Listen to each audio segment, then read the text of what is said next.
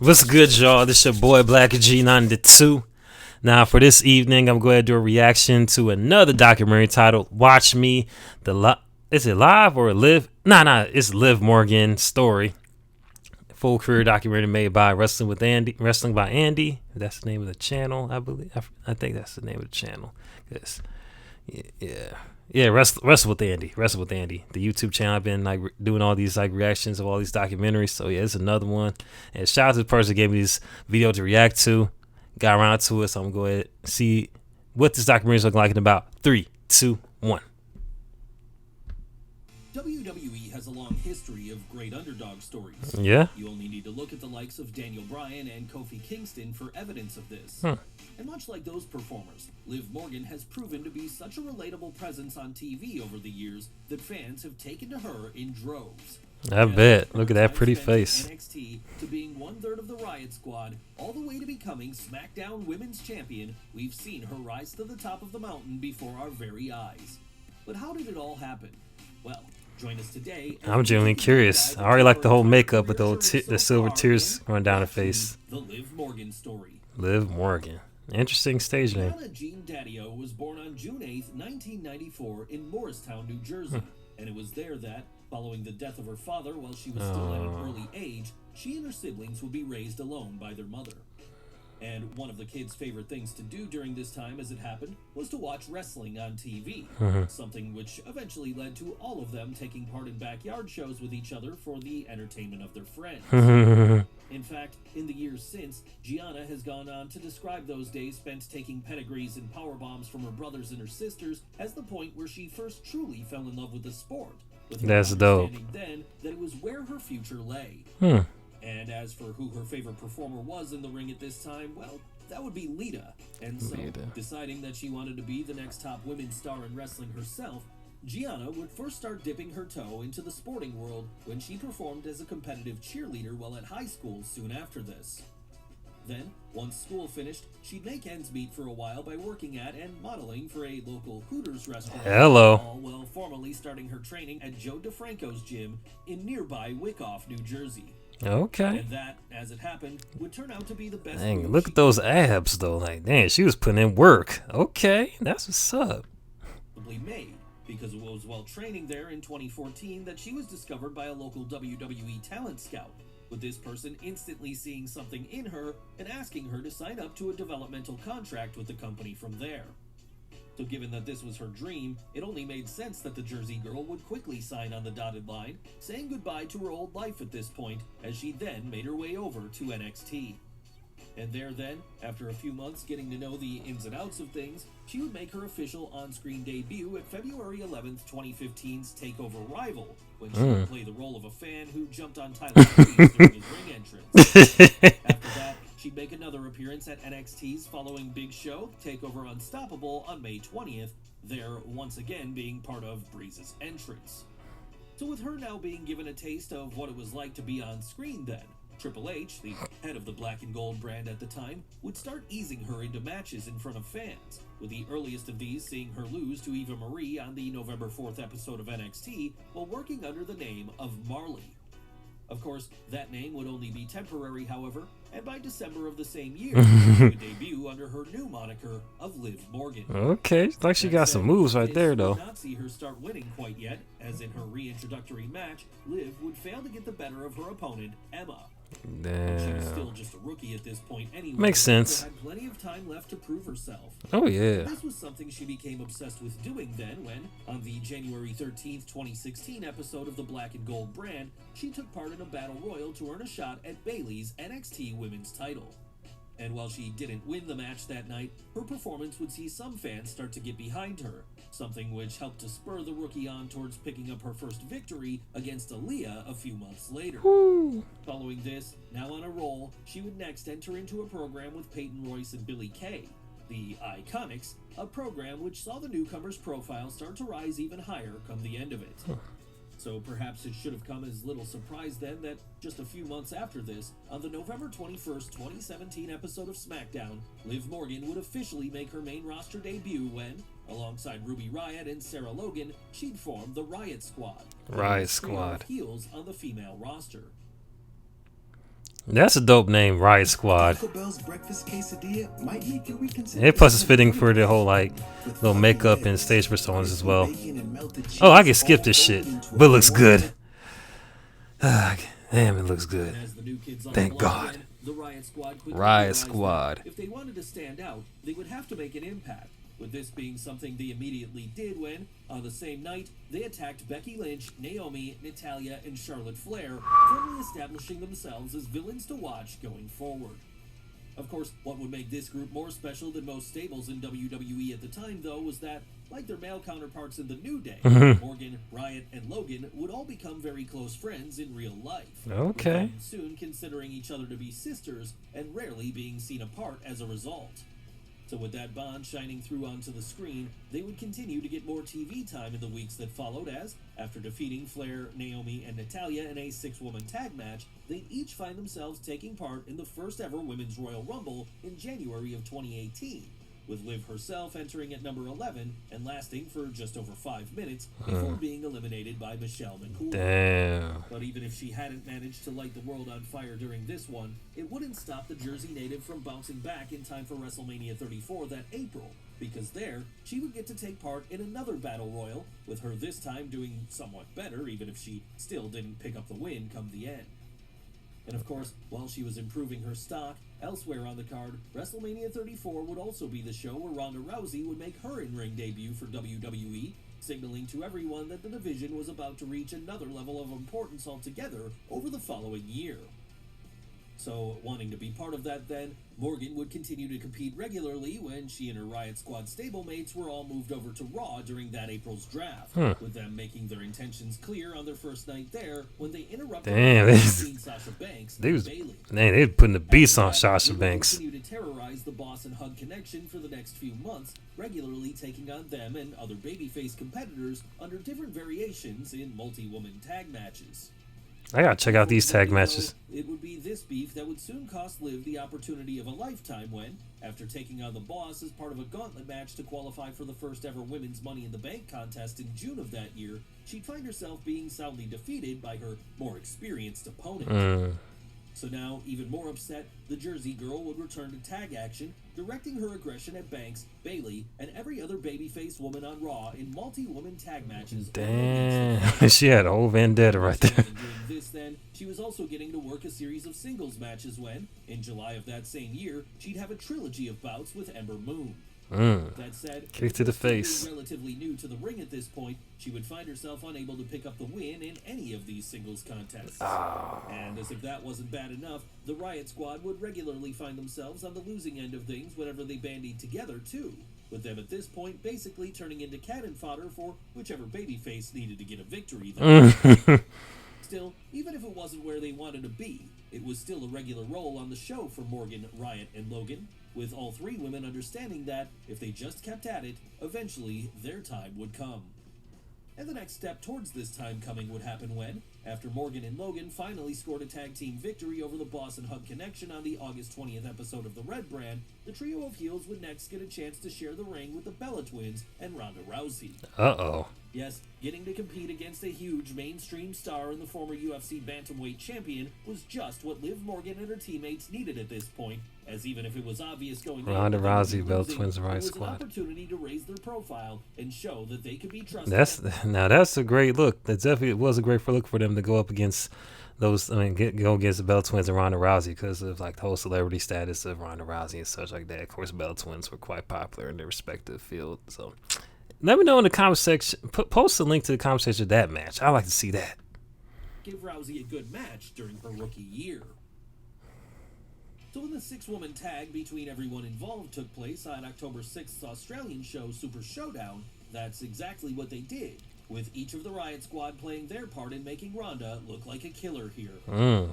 And as a reward for that, at the all-women's pay-per-view Evolution just a few weeks later, the heels would be rewarded when they got a prominent spot on the card, finally putting their feud with Sasha Banks, Bayley, and Natalya to bed when they took them on in one more 6-woman tag. Yes, they would end up losing this one too, of course, but that was almost to be expected at this point, especially given how many matches they'd lost prior to this. Yeah. And perhaps it was this which made them realize that if they wanted to reach that next level, then they may need to rethink their plan of action going forward. So returning to the drawing board, the Riot Squad would begin formulating a new direction for themselves soon after this, one which would see them decide to each individually go after the women's title when they all entered the 2019 Women's Royal Rumble match. Sadly though, at least as far as Morgan was concerned, when the time for this bout came on January 27th, things would go even worse than they had the year before as, after entering at number 4, she would end up being eliminated by Natalya in just 8 seconds, setting a record for the quickest elimination. Damn. Then, That's very quick. Well, Liv would team up with Sarah Logan to take part in the Elimination Chamber match to crown the first ever women's tag team champions at the following month's titular pay-per-view. They would once again come out on the losing end by the time it was done, after having been eliminated by Nia Jax and Tamina. So hoping the third time would be the charm, Morgan would roll the dice once more when, at WrestleMania 35 on April 7th, she returned to the Women's Battle Royal, this time faring better than she had at the Royal Rumble, even if she did ultimately lose, a result that was becoming all too familiar for her. Oh. Yes, it was a hard pill for the New Jersey natives to swallow, especially as, in the main event of that very show, the women's division was reaching its greatest heights yet, when Becky Lynch, Ronda Rousey, and Charlotte Flair all took part in the first ever women's WrestleMania main event. Rather than be anywhere near that spot, however, Morgan and the rest of her Riot Squad counterparts were struggling to even pick up a victory at all, with them having by now firmly become pigeonholed as jobbers to the stars. So maybe in some ways it was a blessing in disguise when, as part of the 2019 Superstar Shakeup later that month, Liv would be separated from the rest of her stablemates when she was moved over to SmackDown. Okay. Sure, it did mean she wouldn't be able to travel on the road with her best friends anymore, but it also meant that, now a singles performer full-time, she would have a chance to reinvent herself and finally become the star she always believed she could be. And to signify this new day for her character then, she'd officially turned babyface for the first time on the main roster when, on the July 16th episode of The Blue Brand, she confronted Charlotte Flair and challenged her to a match. Of course, predictably, she would lose this match too, and while it did represent yet another instance of her finishing her night by staring up at the lights, at the very least, with her new alignment in place, there was hope for the future now. It was just a shame then that she really did nothing of note on SmackDown after this, with it since coming to light that a number of different producers backstage were pitching a variety of different ideas for her, only for each and every one of these to be rejected by Vince McMahon himself. Yes, in WWE, if the boss doesn't see a future in you, it's the kiss of death, as with his opinion ultimately being the only one that matters, there's not really much else you can do at that point. So this was why it came as such a surprise when, after many assumed her potential as a star to now be extinguished, Liv would end up getting a renewed push upon returning to Raw in December of that year. Introducing Welcome Unlimited from Verizon. Our best price Do ever. another Just goddamn $30 commercial. Only from Verizon. Oh wow. When you shop Gotta at sit through Walmart, another Walmart commercial. you can spend a little less and make your dorm feel a little more like yours.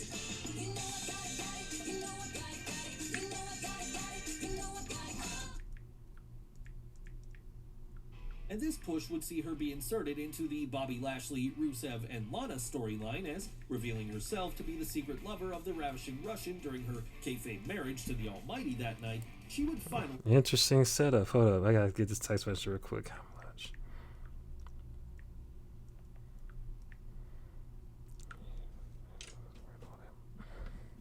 find herself with something to sink her teeth into for the first time in forever.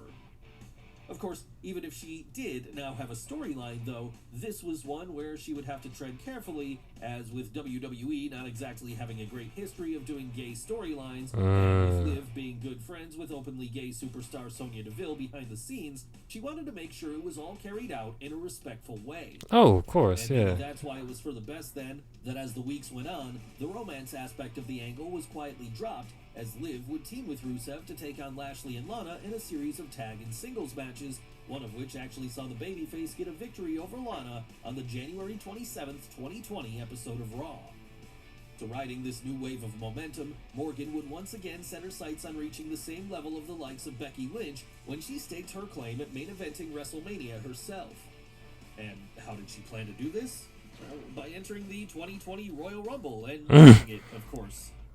Now, that said, if you've been watching WWE over the past few years, then you know she didn't win this one. And while this may have been a disappointment for her at first, any bad feelings were quickly washed away when, soon after, she would get to reunite with Ruby Riott, albeit in the form of an on-screen feud.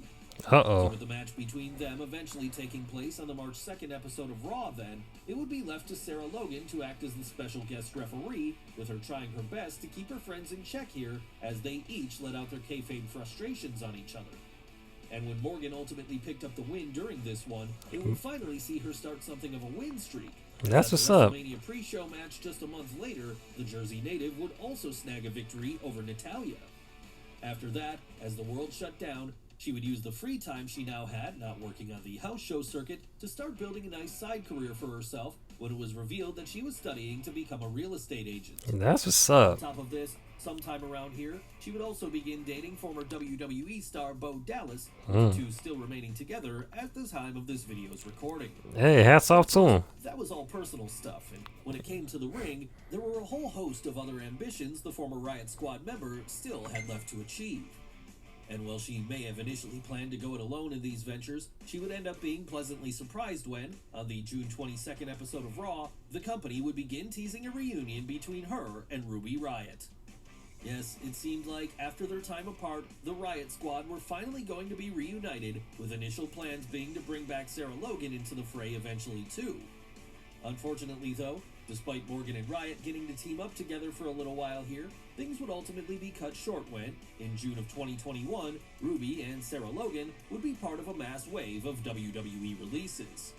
And this, of course, would leave Liv as the only remaining member of the stable following that, causing her to have to watch as one of her friends returned to the Indies, all while the other joined up with AEW and gave a boost to their women's division. So now, having to carry the torch in WWE alone, she'd restart her quest to reach the top of the singles division when, on the June 11th episode of SmackDown, she'd pin Carmella to qualify for that year's Women's Money in the Bank ladder match. And despite ultimately not winning this one when the time for it came a week later, the Jersey girl would soon rebound when she picked up another pinfall over Carmella at the following month's Extreme Rules pre-show. Then, when the 2021 draft came in October, Liv would take all the momentum she'd been building over to Raw, as there, she'd quickly win a fatal 5-way match to earn a shot at Becky Lynch's Raw Women's title, assuring herself at this point that she'd give it her all when the time for the bout came on the December 6th episode of The Red Brand. Sadly, though, her all would not be enough on that night. It ended up being simply too much for her to handle. Hey, And to make well, matters take worse, L's. the same thing would happen when they had their rematch a few weeks later at January 1st, 2022's Day 1 pay-per-view. Still, Liv wouldn't let this keep her down for long, as by now, she could feel she was closer to reaching her potential than ever before. But it wasn't just her that realized this. No, fans were starting to realize this as well, with many of them beginning to get behind the underdog in greater numbers. And that would be enough to power her on as she continued her quest towards winning a world title when she entered both the Royal Rumble and the Elimination Chamber in January and February of that year respectively. Then when neither of these worked out for her, she decided to change things up again after finding a new ally in Rhea Ripley, someone who would go on to team with Liv over the next few weeks as they each went after the Women's Tag Team Championships. Unfortunately, though, when the duo came up against then-champions Sasha Banks and Naomi on the April 18th episode of Raw, they would be unable to get the better of them, with all this leading to Ripley turning on Morgan after the match and severing their partnership in one swift blow. Well, damn. The former NXT Women's Champion from there joining forces with Edge and Damian Priest in the Judgment Day, her now prior partner would find allies of her own in Finn Balor and AJ Styles, creating a situation where, as an honorary member of the Bullet Club for one night, Liv would join them in a 6-person mixed tag match at June 5th's Hell in a Cell pay-per-view. Hell in a Cell. Yes, getting to align herself on screen with two of the most popular performers in the company was yet another sign that the Liv Morgan train wasn't stopping anytime soon. Now, in fact, it would only pick up speed from there, as on the June 13th episode of Raw, she'd resume her goal to become Women's Champion when, alongside Alexa Bliss, she defeated the team of Doudrop and Nikki ASH to qualify for that year's Women's Money in the Bank ladder match. Money in the Bank. And learning from the mistakes of prior years then, this time, Liv would prepare herself for every possibility, with that being enough to see her ultimately overcome her opponents and win the briefcase, granting her a title shot at any time of her choosing. So now the question was, when would she cash in? Well, in a backstage interview soon after the match was over, Liv would tease the answer to this when she suggested WrestleMania might be a good time for her to reach the top of the mountain.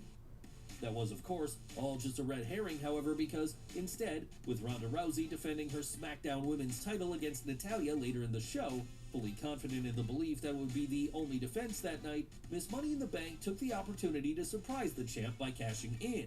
There, pinning the former UFC star in 35 seconds to finally win her first world title.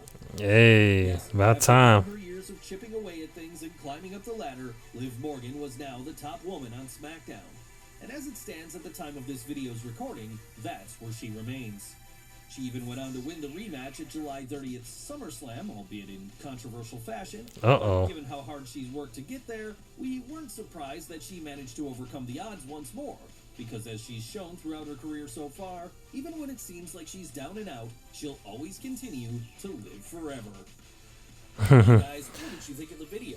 Let us know in the comments below. Uh-oh, they got Don't forget the... to smash the like button, subscribe to the Oh, another great documentary, and I thoroughly enjoyed it. Went into all much detail, all their beginnings, as well as all the losses and the wins that she finally picked up. So yeah, hats off to her finally winning that championship belt, though. For real, like that's dope. That's good. It shows that sometimes good things do happen if you keep pushing at it. May have a lot of losses, may end up picking some wins. So hats off to her. And she definitely grew a lot from those years, for real, based on what I've seen in this documentary. And I'm interested in seeing her matches as well, because based on the clips I've seen, especially the one with like the Bella Twins and Ronda Rousey, I wanted to see that one, as well as the matches she had with Sasha Banks and them. Like, would like to see that as well. Let me know in the comment section.